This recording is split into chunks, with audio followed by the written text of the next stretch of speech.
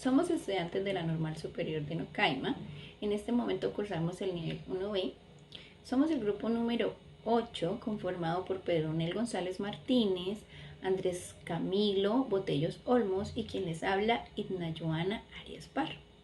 El día de hoy queremos explicar y abordar el tema de la decodificación terciaria, un proceso clave para comprender textos de manera profunda y significativa.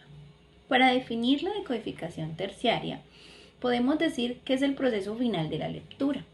Es el proceso por el cual podemos identificar las macroproposiciones, es decir, las ideas principales de un texto, y conectarlas para así llegar a las estructuras semánticas. Esto nos permite entender la idea global o la idea principal que el autor nos pretende dar a conocer. Para ponerlo en un contexto más cotidiano y entenderlo de una manera más fácil, podemos pensar en una receta. El primer paso en una receta es identificar los ingredientes que necesitamos para poder realizarla.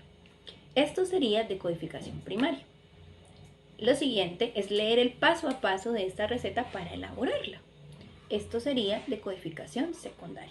Finalmente, se da la decodificación terciaria, que es cuando comprendemos el para qué nos sirve una receta, que sería elaborar la cena o elaborar un postre. Allí es donde comprendemos el para qué y se da la estructura semántica. Para comprender mejor esta idea, mi compañero Pedro Nel González Martínez a continuación les explicará cómo identificamos las macroproposiciones y por qué son tan importantes. Bueno, muy buen día. Primeramente, mi nombre es Pedro Nel González y yo les voy a hablar sobre la macroproposición y su definición. En este caso, las macroproposiciones son las ideas principales de un texto. En este caso son como los pilares de una casa, sostienen todo el contenido, pero para obtenerlas se deben eliminar las frases secundarias o redundantes, que pueden ser útiles pero no son el concepto clave que se quiere dejar.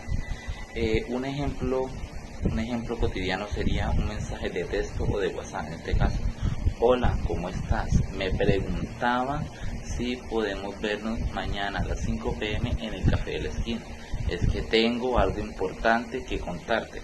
Aquí es donde entra la macroproposición y es cuando es: hola, ¿cómo estás? ¿Podemos vernos mañana a las 5 p.m. en el café? Las demás frases, aunque sean importantes, no son el concepto clave que se quiere dejar. Ahora, redundancia en el lenguaje. En este caso, el lenguaje suele ser redundante, es decir, se le agrega más palabras de lo normal. Esto puede facilitar en ideas principales o en ejemplos, pero puede dificultar a la hora de la identificación de lo esencial y del concepto clave.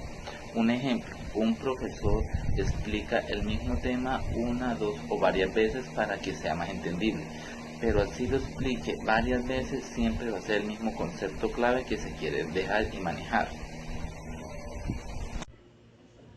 Buenas, mi nombre es Andrés Camilo Botellos Olmos. Hoy voy a hablarles sobre las estructuras semánticas y la modelación. La definición de la estructura semántica.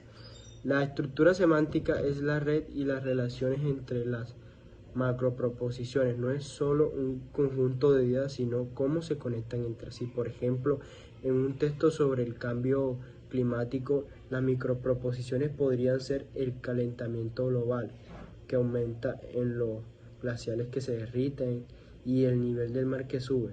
La estructura semántica muestra cómo estas ideas están relacionadas casualmente.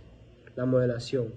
Bueno, para entender esta estructura usamos la modelación, que es crear un esquema o un resumen gráfico. Por ejemplo, si leemos un artículo sobre los hábitos saludables, podemos hacer un mapa mental con las ideas principales de alimentación balanceada, un ejercicio regular y un sueño adecuado, y cómo se relacionan entre sí. Un ejemplo cotidiano. Imagínense que están estudiando para un examen. Después de leer un capítulo, hacen un resumen con las ideas clave. Ese resumen es la de la modelación de la estructura semática. Les ayuda a recordar y mejorar la información y a entender cómo se conectan los conceptos. Un resumen, la recodificación terciaria nos permite ir más allá de las palabras y entender el mensaje global de un texto. Identificamos las ideas principales, los conceptos y las guardamos en nuestra memoria para usarlas cuando las necesitemos. Y eso es todo por hoy. Gracias por vernos.